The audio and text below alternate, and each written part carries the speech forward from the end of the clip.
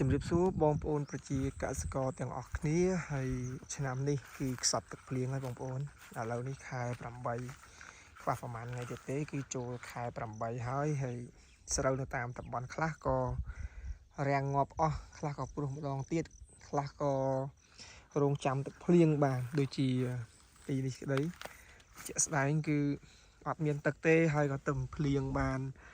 2មេបងប្អូនភ្លៀង2មេតូចហើយឃើញស្រូវចាប់ដើមមានអារម្មណ៍ថាស្រស់ស្រាយមកវិញតិចដីរឿងមានសំណើមណា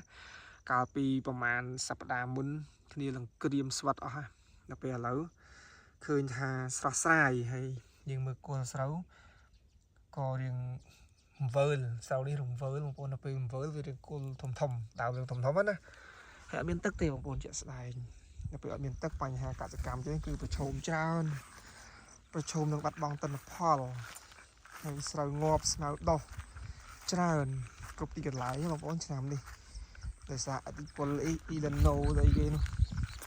ធ្វើឲ្យកម្ពុជាយើងទទួលផលប៉ះពាល់ដែរហើយដល់ពេលយើងធ្វើពឹងលើ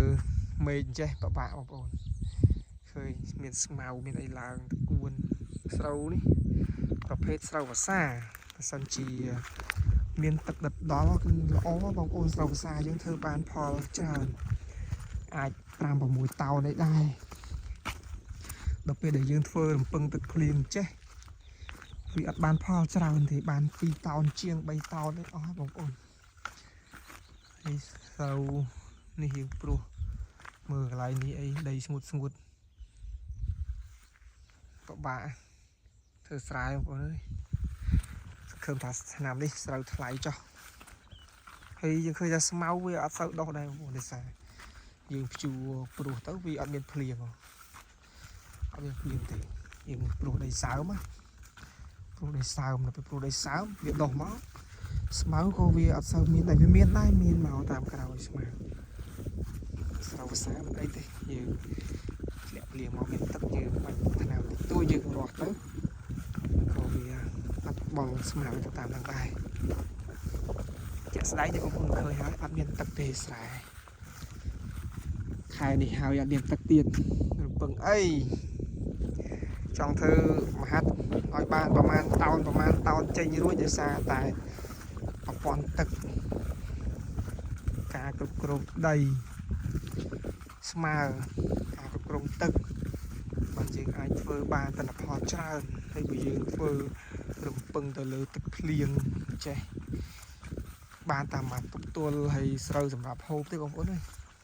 អ្នកខ្លះអាចដល់ខាតក៏មានដែរអ្នកខ្លះអាចខាតទៀត